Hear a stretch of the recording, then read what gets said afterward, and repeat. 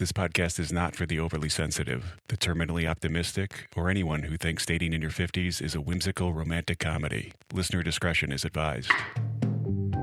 Warning, this podcast contains sarcasm, realism, and brutally honest relationship autopsies. You've been warned. This is Girls Can Tell. It's not me, it's you, with your host, Trent Erickson. So, I ran a little experiment.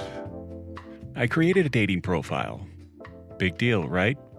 But not as me, a tall, good-looking guy. Nope. I posed as an average-looking woman, using a normal photo, no filters, no cleavage, no seductive lighting, just a regular-looking woman with my stats. Well, but not 6'6". I didn't swipe, like anyone, or send a single message. And in 24 hours, take a guess at how many likes I got. Nope, higher. No, higher than that. You're not even close. I got 608 likes and 63 messages. Woo. Think about that. A completely average-looking woman who made absolutely no effort had over 600 men throw their hat in the ring in one day. Meanwhile, I'm over here getting like 15 to 20 likes on an average day. And that's as a tall, fit guy with a good wardrobe and actual effort put into my profile. This episode isn't just about the numbers, it's about what those numbers mean, what it can do to you mentally as a man when you know how stacked against you the deck really is, and what it does to dating dynamics when one side of the market is drowning in options and the other side is dying of thirst. So here's what I did and why I did it. I, like many of you, have heard the people say how much easier it is for women on dating apps than it is for men, and how many more options they have. And although I've spoken to women about this and have had brief glimpses into the women's side of things from girls I'm friends with, I wanted to see for myself firsthand if this is just a myth or if there's some truth to it. When I've asked women about this, I've been told they do get a decent number of matches, but they usually aren't specific with the numbers or the content. This is almost always followed by, yes, we get more matches, but 90% of them are mouth breathers and I wouldn't want to date them. Yes, it's about the same for us, but 10% of 600 is far more than 10% of 15.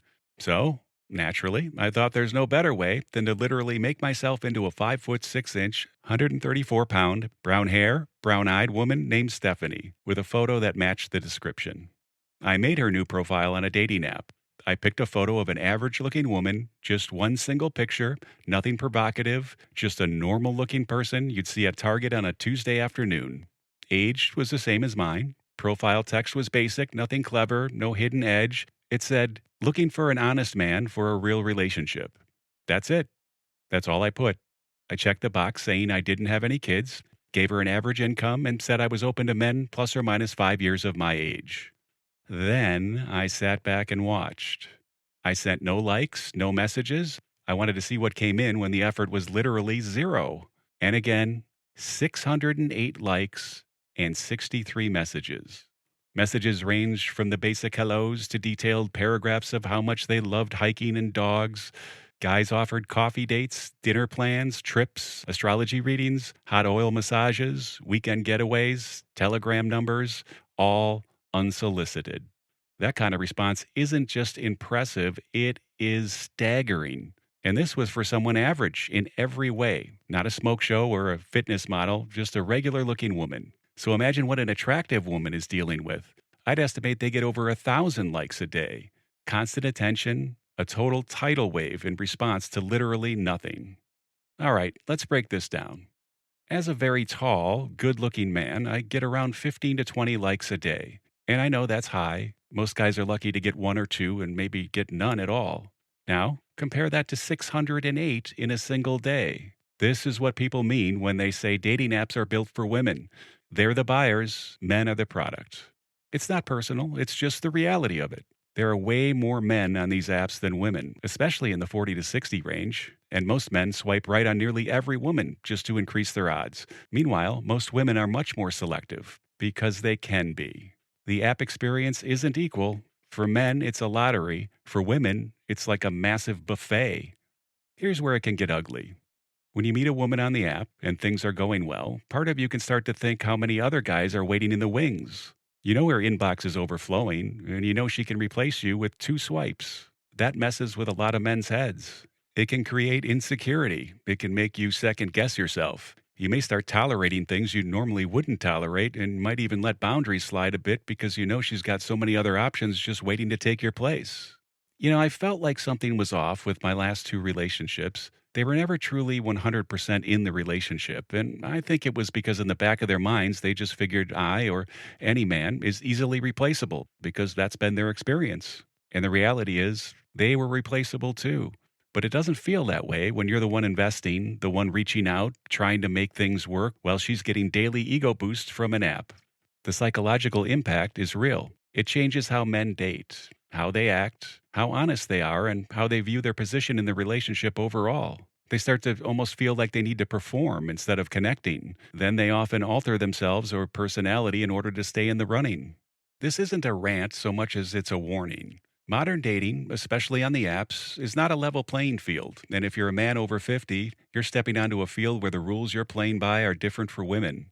Women aren't doing anything wrong here. This isn't an attack, it's an observation based on what I saw personally. And I think it can help a lot of men out there who had no idea what things were like on the other side, as well as a lot of women now knowing what the guys they're dating are dealing with mentally.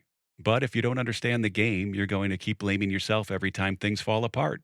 And who knows? I mean, maybe you are an awful person and this is all your fault. I don't know you. But I'm willing to give you the benefit of the doubt here and say this dynamic could be playing a part in its demise. Now, I want to be clear. I'm not suggesting you guys go out and create fake female profiles. That's just greasy. Do not do that. Now, I only did it as a professional broadcaster conducting ethical research in a controlled environment. This experiment definitely opened my eyes to the disparity in expectations and the emotional power imbalance built into dating apps. Most men have no idea what women deal with online, and most women have no idea how invisible men feel in that same space. And in this case, you're both right. And this is why I'm doing this podcast, because the dating content out there, it's garbage. Half of it sounds like someone put a Yeti mic on a coffee table and hit record while 3 friends talked over each other in a locker room for an hour. No prep, no polish. I spend hours putting together every one of these episodes, writing, recording, editing, producing. I'm not winging it. I'm building something quality, and I hope you find it worth your time. So, if this episode made you nod your head, rethink your last swipe, or made you feel less alone in this mess, then it's doing its job. And I'll keep showing up because dating over 50 doesn't have to be confusing, demoralizing, or hopeless. You just need to know what you're up against. If you've enjoyed the show, please like, subscribe, and share. It really helps a lot. Email us anytime at girlscantellpodcast@gmail and listen on all the socials at Girls Can Tell Podcast. And stop DMing some other guy's girlfriend. She's already taken, you perv.